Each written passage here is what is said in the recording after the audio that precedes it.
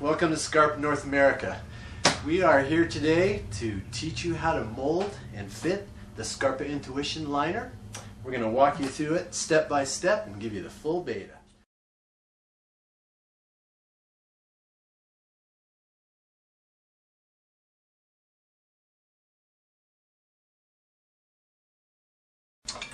Alright, first we're going to talk about the tools you need to do the job.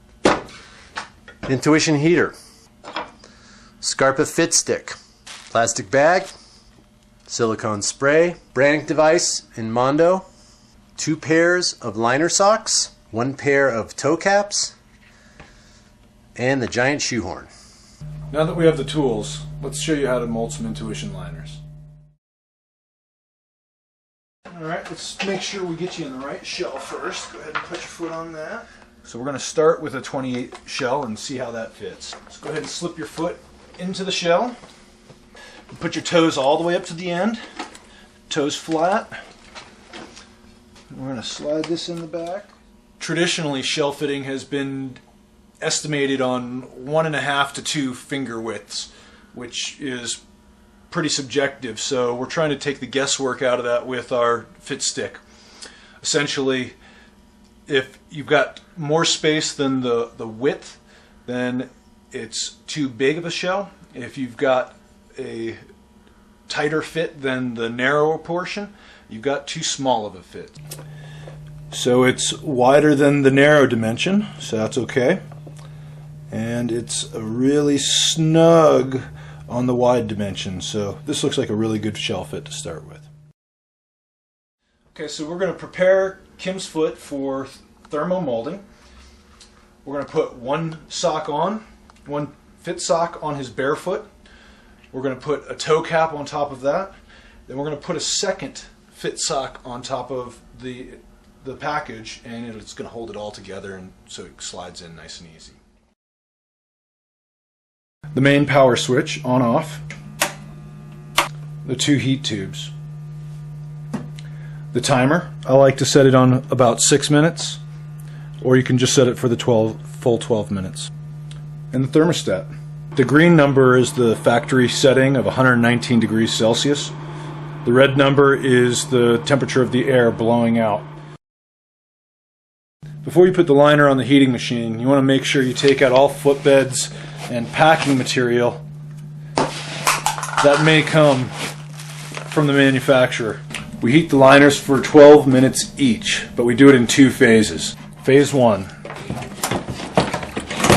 both tubes blowing directly into the main liner.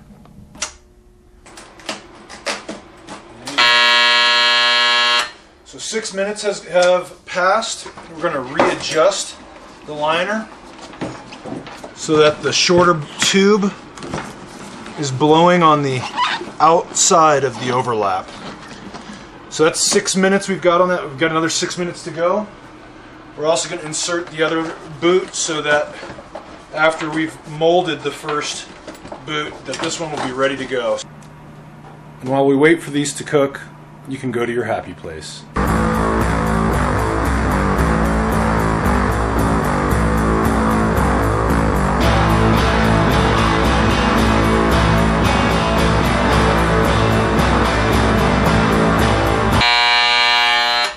So that's the first 12 minutes of the first boot.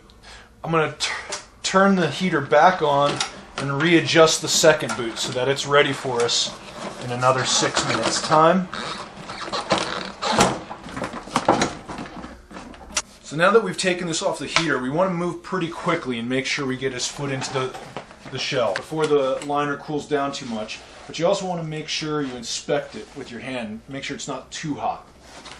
At this point, make sure that the tour mechanism is up so that the cuff is open. Pull the tongue out as much as it will be. You can really open it up, so make it easy for the customer to get their foot in.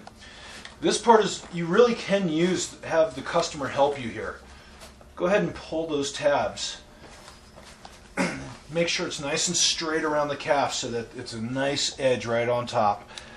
Another place you really want to be careful is right through the instep. This flap can get buggered up here. So you just want to make sure that that's rounded out and pushed under. Then we're going to buckle the boot up. Buckling the boot is where you really get the fit nuances when you thermomold. The tension that you apply directly affects the final fit, but it's a little counterintuitive. When you want a tighter fit, if you've got a low volume foot and you want a tighter fit, you barely want to buckle the buckles. That allows the foam to expand to its full capacity. Vice versa, with somebody with a higher volume foot, you want to crank this down, and that actually compacts the foam while it's heated, so that after the molding process is done, you'll actually have substantially more volume inside the boot.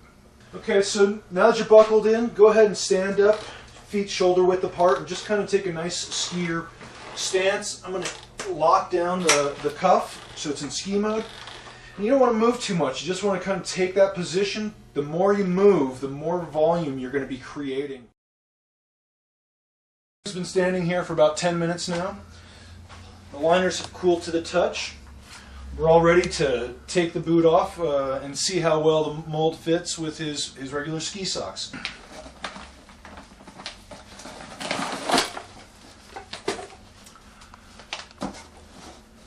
And before I stick his foot in here, I just want to take the liner out and take a look and see what the mold did. You can see there's actually some impressions from the rivets from the liner. The heater did a great job of heating the liner all the way through, so it really did heat the exterior. You can see the rivet heads again.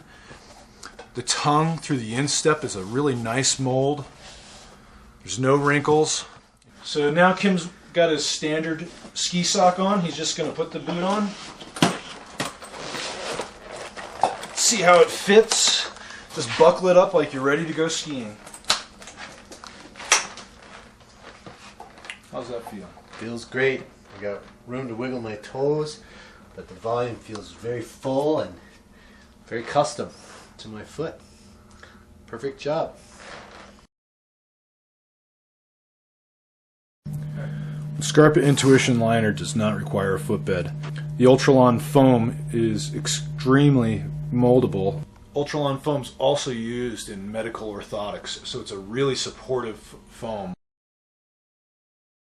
While the Scarpa Intuition liners don't require a footbed, skiers love orthotics, and so we can definitely use orthotics, and that's what we're going to go over now. Okay, so similar to before, we're going to use 2 fitting socks and a toe cap, but we're going to add the footbed between the 2 fitting socks. We're going to put the toe cap on. We're going to put the footbed underneath. And then we're going to tie it all together with the second fit sock.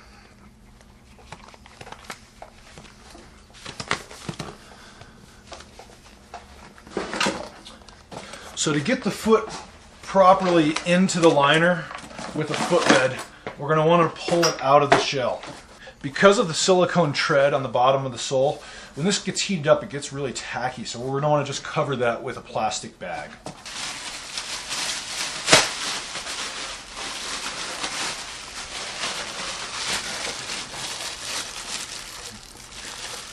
Give it a little juice of silicone. Use our handy dandy boot horn and roll the foot in. So go ahead and put your foot flat. This is where we want to pump the heel just a little bit. Go ahead and lift your heel up, down and up and down, and we're basically trying to make sure there's no wrinkles underneath the heel and in the heel area. From here on out, it's really similar to the rest of the process. Okay, now we've demonstrated the process of molding the liners, but you have to make sure to do a couple more things. You got to read the instructions, and you've got to practice before you get in the trenches with a real customer. After that, it's time to go skiing.